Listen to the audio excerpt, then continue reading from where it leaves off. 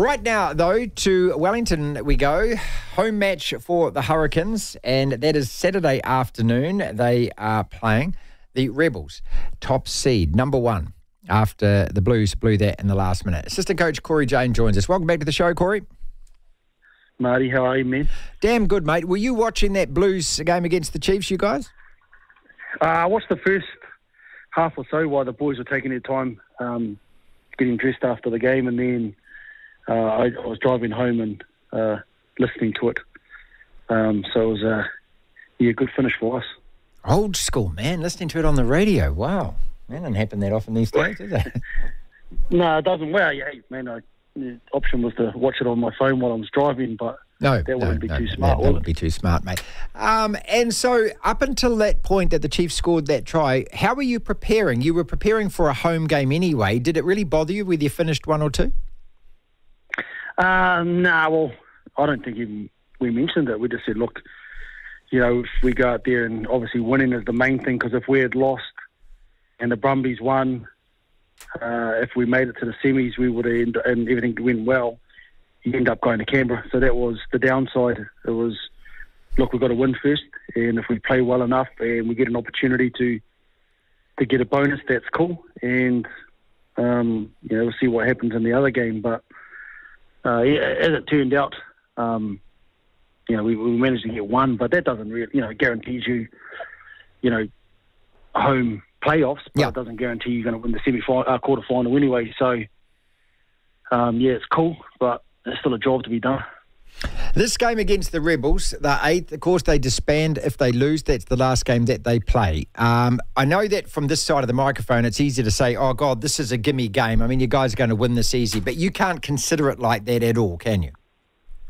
No, I think the coolest thing for us, and we've got a different group of men playing some decent rugby this year, and pretty decent, mate. Yeah. But we haven't made it past the quarterfinals in the last couple of years, and admittedly we played away the last couple in Canberra, but we still got knocked out. So it's a good challenge for us to try to take it a step further. And then you look at the Rebels; they've got a man playing 100 super, 50 supers. They're no longer next year, so there'll be guys that are still probably pissed off that the Rebels are gone and potentially some of their contracts, because they probably had a contract next year. Sure. And so guys will be looking for that to keep playing well in this, to get deep in the playoffs and try to put their name forward for contracts somewhere else. And then they'll be telling themselves, we get to go and try to keep this Rebels together again for another week. And how cool would that be if, imagine getting kicked out of the competition and they win the Super Rugby. Good guy. So, yeah. Plenty of motivation. Oh, absolutely. So they'll be challenging themselves in that area, and we know that, hey, it's big for us, but it's also they're coming to do that. So, we've got to perform well. Cory, I love the fact that you're reminding us all also of you got a team that hasn't won this. I mean, won it in 2016 it was, haven't won it. That's the only one. And you've got a group of young players that have everything to prove. So I'm sort of thinking tapping into that excitement must be a real buzz at the moment. Yeah, like I said, there's only a TJ and Shieldsy and a couple of us old fellas that have been around back in 16, and half of the guys, if they weren't playing with TJ and Shieldsy, they don't know who I am in our squad. So it was that long ago. So there's a good group, and a lot of them were here the last couple of years, and we fell short.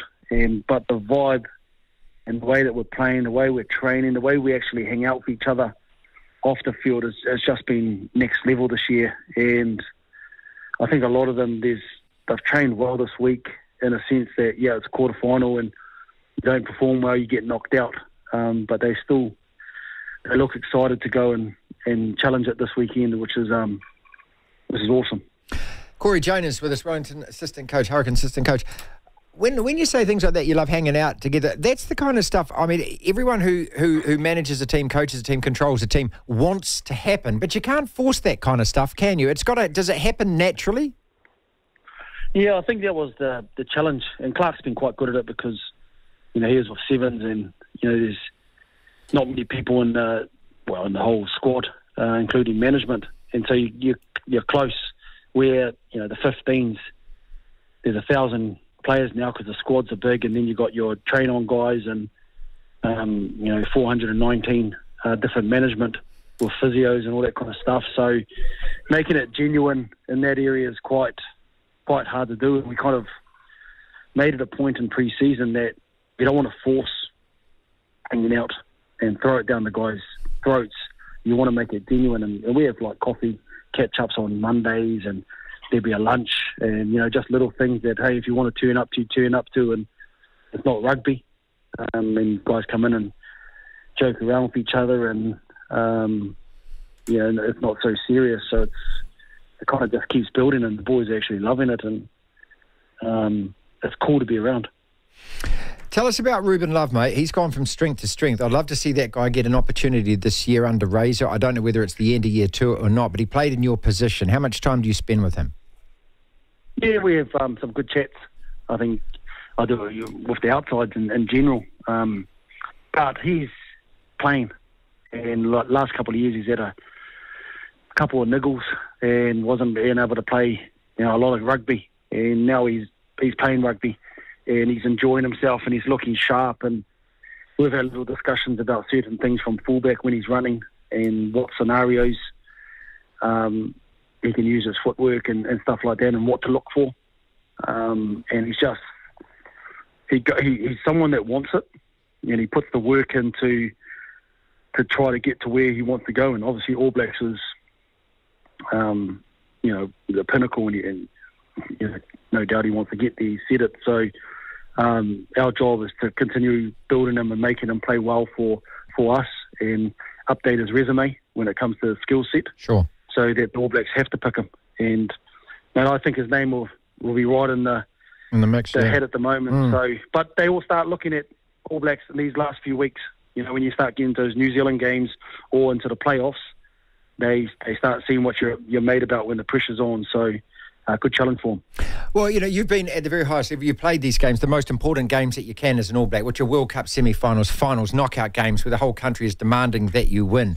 So what do you bring in terms of that kind of knowledge to these guys, to say to them that haven't been in this position before, that this is 80 minutes, you go home at the end of this, so what you've got to do, I suppose, is combine the freedom that you've played with and all the excitement in that, but also with the control, knowing that there is such a consequence.